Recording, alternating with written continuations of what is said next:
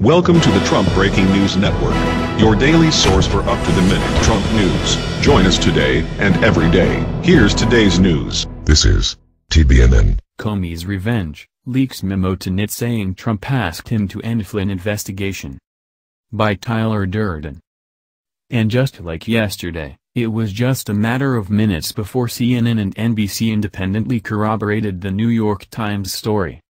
Meanwhile, Independent Senator Angus of Maine is now considering calling for impeachment proceedings for obstruction of justice. Obstruction of justice is such a serious event. And I say it with sadness and reluctance. This is not something that I've advocated for. But, if indeed the president tried to tell the director of the FBI, who worked for him, that he should drop an investigation, whether it was Michael Flynn or some investigation that had nothing to do with Russia or politics or the election, that's a very serious matter. In what is seemingly becoming a daily event, the New York Times has just dropped yet another anonymously sourced bombshell on the White House. The latest provocative headline implies that President Trump directly asked former FBI Director James Comey to shut down an ongoing investigation of Trump's former national security advisor, Michael Flynn, in an Oval Office meeting back in February shortly after Flynn was fired by the White House. This latest story allegedly comes from the memo that Comey wrote shortly after the meeting in question and is just part of a larger paper trail that he created documenting what he perceives as the president's improper efforts to influence an ongoing investigation. As the New York Times notes, an FBI agent's contemporaneous notes are widely held up in court as credible evidence of conversations. Mr. Comey wrote the memo detailing his conversation with the president immediately after the meeting, which took place the day after Mr. Flynn resigned, according to two people who read the memo. The memo was part of a paper trail Mr. Comey created documenting what he perceived as the president's improper efforts to influence an ongoing investigation. An FBI agent's contemporaneous notes are widely held up in court as credible evidence of conversations. I hope you can see your way clear to letting this go, to letting Flynn go, Mr. Trump told Mr. Comey, according to the memo.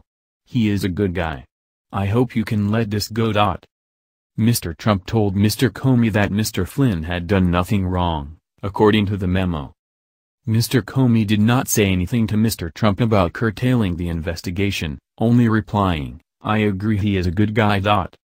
Mr. Comey created similar memos including some that are classified about every phone call and meeting he had with the president, the two people said. It is unclear whether Mr. Comey told the Justice Department about the conversation or his memos.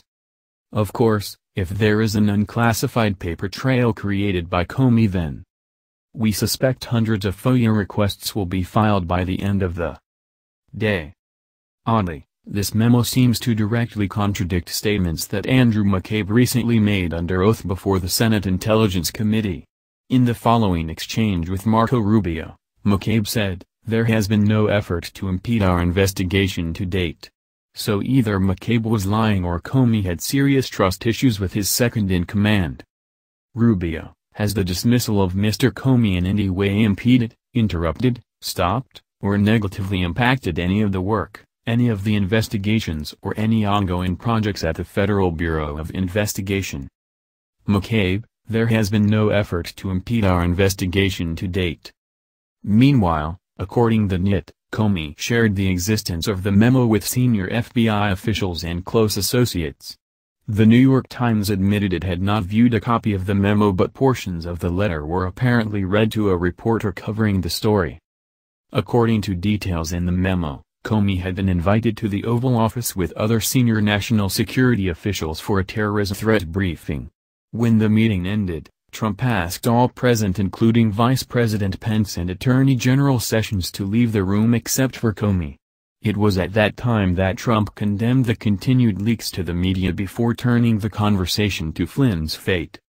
Alone in the Oval Office, Mr. Trump began the discussion by condemning leaks to the news media, saying that Mr. Comey should consider putting reporters in prison for publishing classified information, according to one of Mr. Comey's associates. Mr. Trump then turned the discussion to Mr. Flynn. It seems that Comey just outed himself as one of the leakers the White House was looking for. Meanwhile, in a statement, the White House denied the version of events as writing in the memo. While the president has repeatedly expressed his view that General Flynn is a decent man who served and protected our country, the president has never asked Mr. Comey or anyone else to end any investigation, including any investigation involving General Flynn, the statement said.